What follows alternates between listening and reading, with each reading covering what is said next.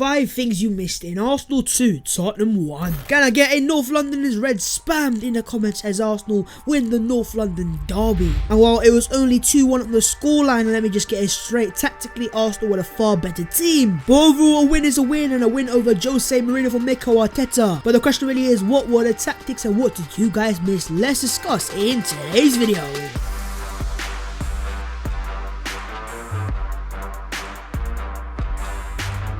Yo, what is going on, guys? My name is Vaz14, the smiles on the face, and you know why. Quickly, before we get into the video, so we should have got on with it and celebrate the dub itself. Smash a like on the video and also do subscribe to the channel if you are new. Let me know your thoughts on the derby, the performance, and your tactics as well. But without any further ado, Arsenal 2, Tottenham 1, and here are the 5 things that you guys missed. Here we go. The first thing that we need to discuss is Martin Odegaard, the complete number 10 performance. I know, ESR was outstanding. I'm going to get onto him in a second as well. But Martin Odegaard, the lonely Norwegian international captain, he was outstanding today. Let's read out them stats. Odegaard versus Tottenham: 1 goal, 55 passes, 2 key passes, 3 out of 3 long balls completed, 4 out of 8 ground balls won, 1 clearance, 1 interception, and 3 tackles. A superb all-action performance in his first North London derby. And while we can celebrate the goal and while it was deflected, I don't give a damn. Odegaard showed today what we need to see from a number 10 at Arsenal,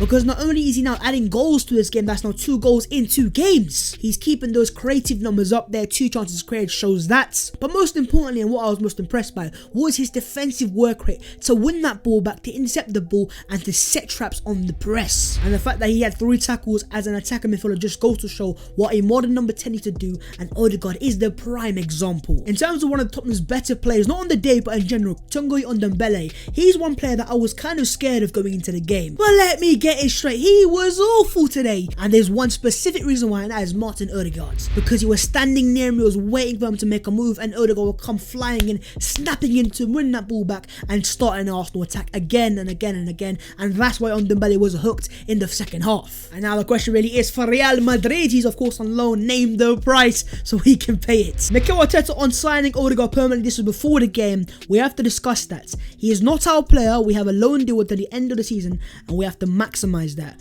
We have to make him as good as and as happy as possible at the club, so at the end of the loan we have the best possible chance to decide what is best for both parties. And with Odegaard's quotes and his smiles and his actions around the club, it just shows to me he wants to stay. Arsenal want to keep him, and I believe personally their deal most likely will be struck in the summer, but we're gonna have to wait and see. In terms of this, hey Martin Odegaard, you scored a goal in a North London derby. That is something you love to see. Right, so on to the second thing, and that is Emile Smith Rowe, the problem creator. I'm gonna go as far as saying this was arguably Smith Rowe's best game in an Arsenal shirt. And as always, we need to hit you with them stats. Emile Smith Rowe created 4 chances today, more than any of Spurs' players put together. He also had the best passing accuracy of any player in the game today with 97%. And the 4 key passes, the 4 chances created, all in the first half, showed to me he was the one that Tottenham just could not handle. And so much so that Jose Mourinho needed to completely alternate his tactics, because Højbjerg then had to track Smith Rowe, and they completely changed how Tottenham played. We're changing teams' tactics, we're changing Mourinho's tactics, and that's Emile Smith Rowe at his best. And if you look at his overall heat map from the game as well, you can see there he's standing in positions just behind Doherty,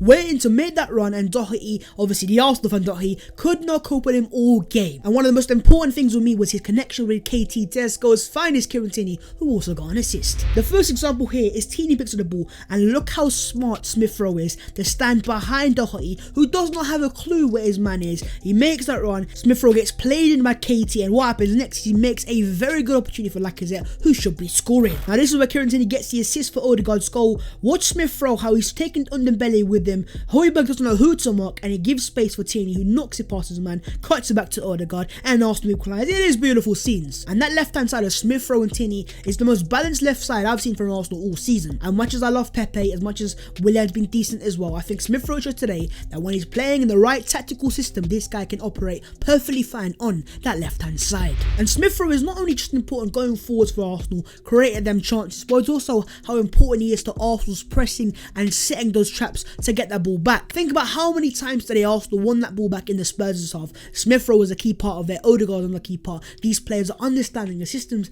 and the tactics that Mikel Arteta is putting through to them. And as Sam Dean says here, Arsenal's 5 best best players in that first half were 5 of the youngest players on the pitch. Trust in youth. Saka 19, Smith Rowe 20, Odegaard 22, Tierney 23 and Gabriel 23. Arsenal have got a group of young players that we can build around, and it's now down to the owners, the first team executives and the technical directors to sort it out, and let's get rid of the deadwood and sign some proper players to play with these men. And for me, he was my man of the match, but obviously Odegaard's up there as well. But lads, who was your man of the match in this game itself? ESR, was it Odegaard, Lacazette, Tierney? Let me know your forwards down below in the comments. On to the third thing that you may have missed, and that is Harry Kane. Yes, Harold Kane, the Arsenal fan. The only time he's actually celebrated a title was when he was an Arsenal fan, not Harry Kane there. Gabriel Magalhaes emptying his pocket today. You can see his keys, you can see a bit of extra gum, and you can see a bit of Harry Kane. And to be fair to Harry Kane, yes, he hit the post in the last 10 minutes, but where was he for 75 minutes in the game? I'll tell you where, in Gabriel Magalhaes' back pocket. And to be fair, I was very surprised by how aggressive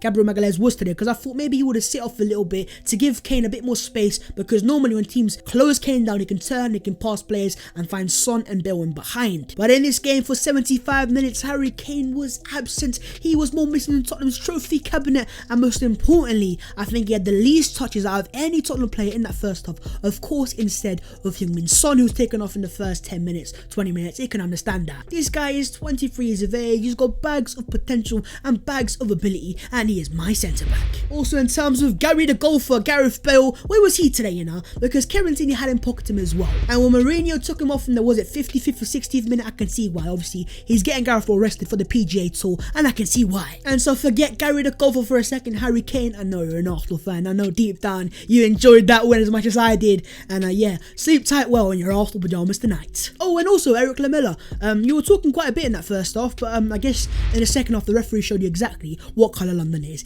in a bit. Moving on to the fourth thing, lads, and that is character building. Coming behind for a win, Arsenal Football Club. Can you believe it? I don't know if this is fully right, but I do believe this is Arsenal's first win at the Emirates Stadium this season by coming from behind in the Premier League, and if that is the case, it just shows this team is getting better and better in the sense of a character. We've already seen that game against Benfica where we needed 2 goals in the final 20 minutes and we turn up. We also saw that game against Olympiacos only a week ago where they scored that first goal and you thought, oh my god, Arsenal are going to collapse. We didn't. We scored 2 more goals and we got 3 goals there. And so what for me it's showing is this young group of players that Arsenal have, the likes of Gabriels and Sakas and Tierneys and Smith Rowes, they're growing in a sense of character, and they're showing they're able to come back from behind. We hit the bar, we hit the post, and instead of the Arsenal players, you know, feeling sorry for themselves, they showed me some top character, and I love to see that. And also, if you compare this performance in the North London derby compared to the last North London derby, it's a different Arsenal team. We have more balance going forwards, we're a bigger threat, we have more chances, and overall Arsenal and Tottenham, the gap is a lot more closer than the table shows. But for me, if they can tell up on games like this, where are you every game, I need to now see consistency, the Arsenal players. Well, in terms today, you man turn up, and I enjoy that so much. Oh boy, we won. Fantastic, you love to see it. And on to the fifth and final thing, and that is Big Game FC. Yes, that's Arsenal Football Club. Yeah, 10th flip, we Big Game FC. I can't believe I'm saying it, because after that win against Jose Mourinho, that's now Mikel Arteta having beaten Tottenham, Man City, Liverpool, Man United and Chelsea, the so-called Big Six, the other 5 teams. You can even count Leicester in there as well if you want to. And it just goes to show in the year and a bit since Mikel Arteta has come into Arsenal, especially these big games, we have started to compete. And for me, I've never had a tactical issue with Mikel Arteta because I can clearly see there's a top coach in there. But of course, with things before the game, we can't forget that of Aubameyang, where he got left out for being late and disciplinary reasons. While I appreciate Mikel Arteta's honesty and just the straight up ruthlessness to say, yeah, you're my captain, but I'm going to drop you, I just don't think you needed to put that into the media in the first place. You could have just said he's been rested or he's been left out in terms of a tactical reason.